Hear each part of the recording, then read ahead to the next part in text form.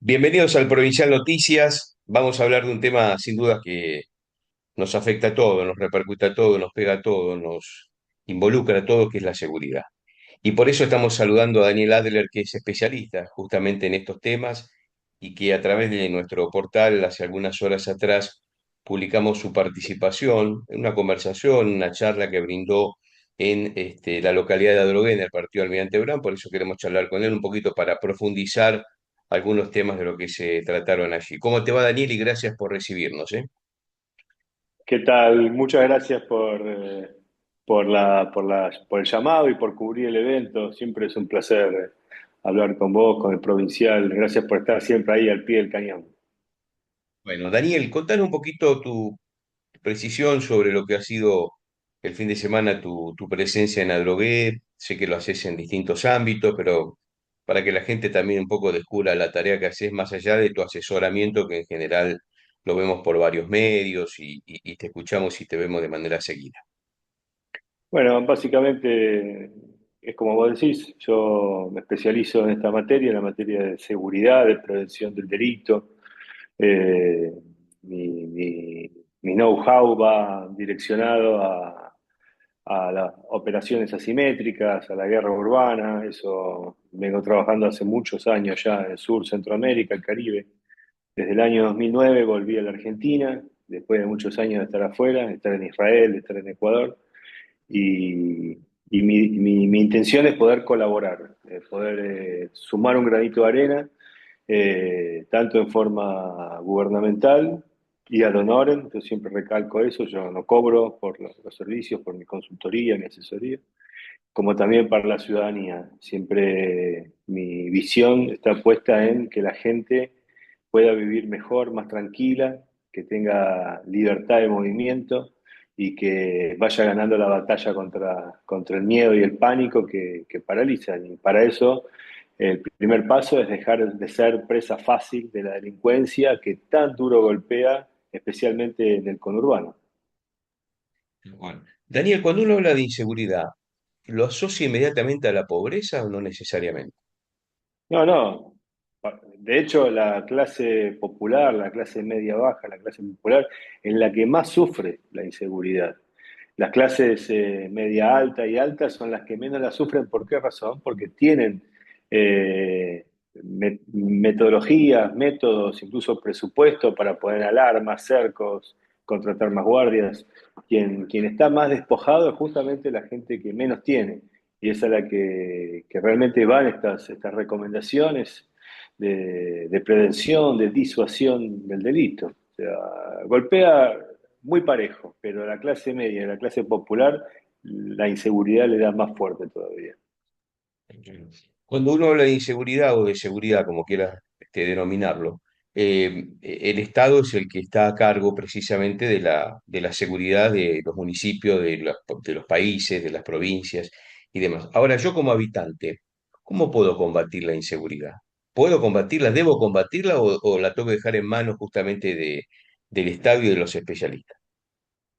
Está buena esa pregunta. La seguridad es responsabilidad del Estado. El Estado tiene que garantizar el derecho a la vida de todos los ciudadanos. La seguridad, la educación, la salud son estandartes principales de una nación. Eso es una promesa en el contrato social que se hace con el ciudadano. Lamentablemente hay deficiencias en esta materia.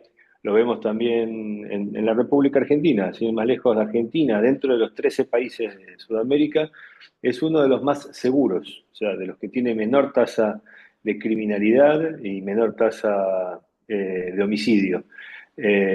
Por otra parte, vemos que hay sectores específicos, como por ejemplo la provincia de Buenos Aires y el conurbano bonaerense, que tienen tasas altísimas de inseguridad, de homicidio, en donde hoy, año 2025, hay récord de muertes, en donde se ve también claramente que el tema de lucha contra el delito va con una cuestión más ideológica que técnica o que táctica.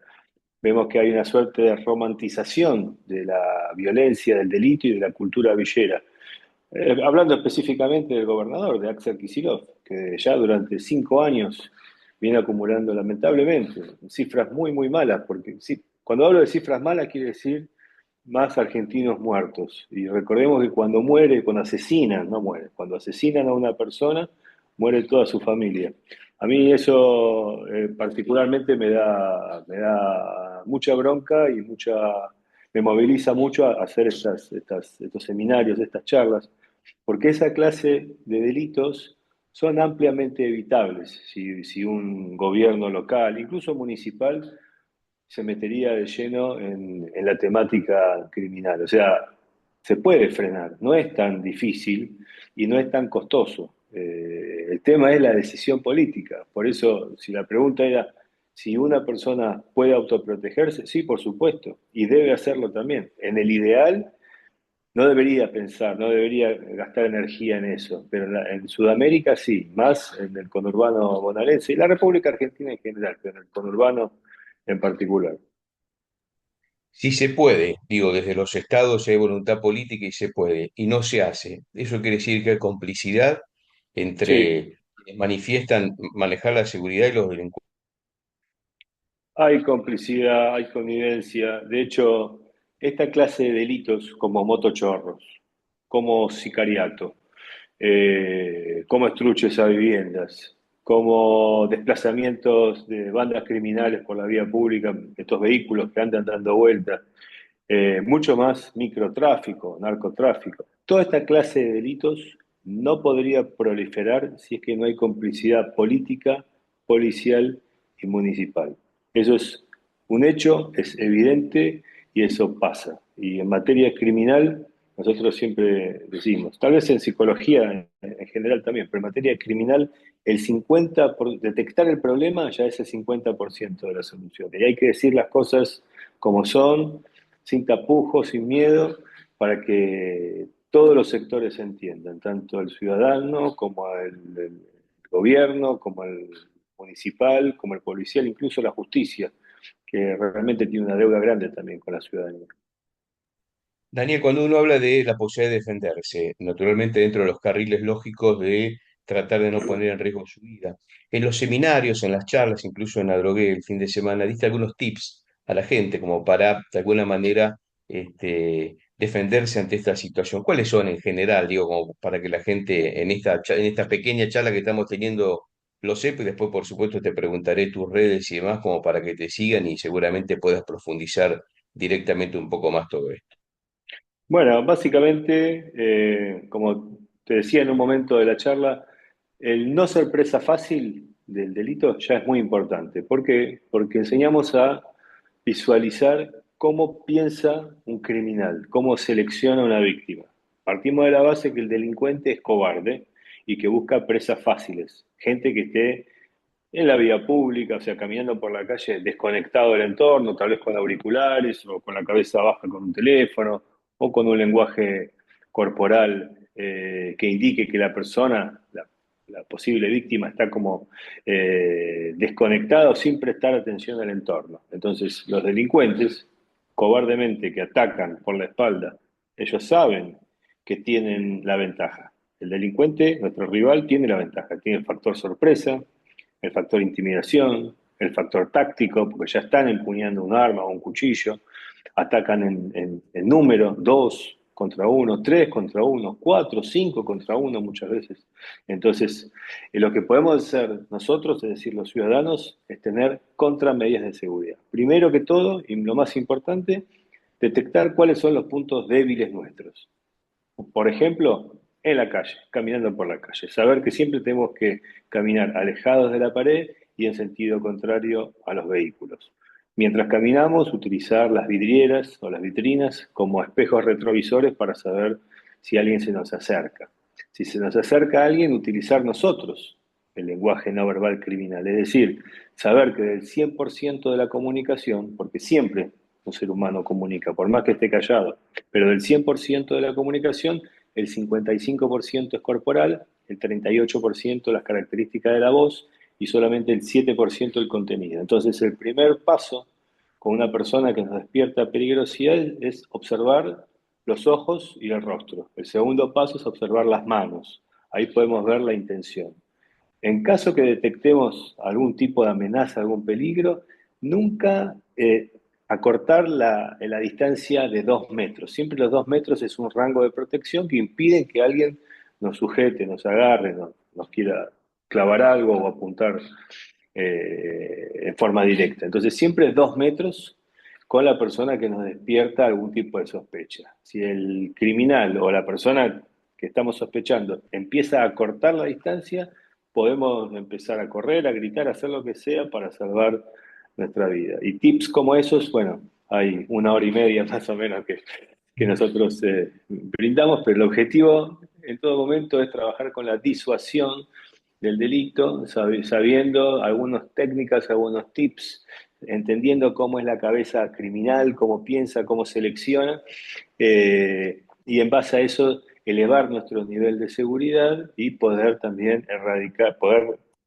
distanciarnos de ese tipo de amenaza. Lamentablemente no sería neutralizarlo o erradicarlo porque esa amenaza seleccionaría a otra presa. Pero en esta etapa inicial lo que hacemos nosotros es eso, darle medidas de protección personal, de detección temprana de amenazas y de interpretación del lenguaje corporal del criminal.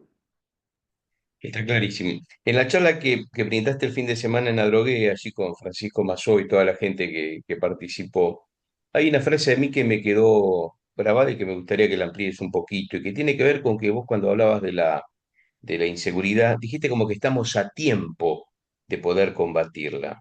Es interesante, digo, evidentemente hay esperanza de que esto se puede frenar. ¿Cuál es la forma? Sí, ¿Por dónde hay que empezar? creo que la frase fue, estamos a tiempo de frenar lo que se viene. Estamos a tiempo de frenar lo que se viene porque nosotros sabemos, tenemos información de primera mano qué es lo que está pasando acá nomás, a 1.300 kilómetros del obelisco, llamémoslo así, que es la triple frontera. Bueno, Argentina tiene cuatro triples fronteras, pero voy a la de Foz de Iguazú, Ciudad del Este y Puerto Iguazú. Sabemos que las bandas internacionales están apostadas allá. Estoy hablando del PSC, el primer comando de capital, que tanto fuerza hace para entrar en la Argentina, del Comando Bermelo, del Tren de Aragua, la multinacional venezolana, que es el brazo armado de Maduro, que ya copó todo el Perú y todo Chile y que está haciendo mucha fuerza para entrar en Argentina. Por supuesto, los viejos cárteles, como el cártel de Sinaloa o el Jalisco Nueva Generación, la mafia albanesa, la mafia siciliana. O sea, estamos plagados de enemigos, de macro bandas en las fronteras, en las cuatro triple fronteras, pero en particular en la que mencioné, en donde también está el terrorismo. Está el Hezbollah. El Hezbollah es una organización chile-libanesa también, que es el brazo, es un proxy de Irán, que está en la triple frontera, que ya nos puso dos bombas en la República Argentina. Esta organización se camufla muchas veces del crimen organizado, es terrorista, pero se camufla del crimen organizado para captar adeptos en sectores populares. Entonces, sabiendo que tenemos todo ese caldo de cultivo tan cerca nuestro, 1.300 kilómetros de la capital federal, sabemos que esas macrobandas se apoyan en bandas locales, en bandas nacionales, que están en Misiones, en Corrientes, en Córdoba, en el Gran Buenos Aires. De hecho, son más de 320 bandas solamente en el conurbano bonaerense, que el Ministerio de Seguridad Nacional las tiene identificadas. Eh, Esas bandas trabajan son las bandas de aterrizaje de las macrobandas. Ahora, la problemática es que esas macrobandas que están en la triple frontera les pagan a las bandas locales no solamente con dinero, sino con droga y con armas. Y la droga se estira y permite generar una estela de nuevos consumidores, lo cual es muy preocupante en la Argentina. Y recordemos siempre que hay una relación directa entre el narcotráfico, el delito y la violencia. Por eso vemos que desde el año 2018 los niveles de violencia, de salvajismo, se han disparado como nunca antes en la historia argentina. Entonces, la amenaza es muy clara, es muy evidente, pero estamos a tiempo de frenarlo si es que trabajamos en conjunto. O sea, ya no basta hoy con trabajar solamente con más patrulleros y más policía. Eso es un tema cuántico solamente. Hoy lo que necesita es ponerle picardía, astucia, ingenio, empezar a generar, por ejemplo, con estas charlas, podríamos pensar en generar redes de colaboradores y así poder hacer contrainteligencia civil para sorprender nosotros a la delincuencia. Podríamos incluso, lo estoy sugiriendo, policializar el 10% de las Fuerzas Armadas, creando una gran Guardia Nacional. Podríamos también hacer un plan cuadrante con policía de civil y policía uniformada, en donde podamos empezar una serie de señuelos para empezar nosotros a sorprender a los delincuentes, a los motochorros, que sea al revés. Cuando se baje el motochorro a querer asesinar y después robar a cualquier ciudadano, se va a dar cuenta que tal vez es una persona de las fuerzas especiales y que hay un francotirador también esperándolo en el techo de una casa. Esas son estrategias disuasivas y preventivas que tienen astucia y que tienen picardía y que dan un mensaje muy claro al crimen y al delito organizado que tan fuerte opera la provincia de Buenos Aires. Es un ejemplo. Claro. Daniel, contanos cómo la gente se puede comunicar contigo, un poco para que vos sigas brindando estas charlas y avanzar en estas conversaciones y seminarios que estás realizando. Bueno, yo soy todavía de la vieja camada, no le digo ex, le digo Twitter. Mi Twitter es Daniel-Adler. Ese es mi Twitter y mi Instagram es dani.adler.ok. Yo mismo chequeo mis redes, si bien tengo un CM que sube información, por un tema de confidencialidad, cualquier mensaje directo solamente es leído por mí. Así que si hay alguna persona que quiera hacer una consulta o alguna persona que quiera hacer un seminario, una charla en su barrio, en su lugar, que sepa que para mí y para mi equipo es un placer, es un honor, que no cobramos absolutamente nada, lo hacemos de corazón. Quienes sentimos la Argentina, quienes queremos que las cosas estén mejor, también ponemos de nuestro tiempo, de nuestra energía para que la gente esté mejor, que eso es lo que importa al final del día. Así que a disposición, como se dice. Bueno, gracias, Daniel, un abrazo. Un abrazo y gracias por la nota, ¿eh? Por favor.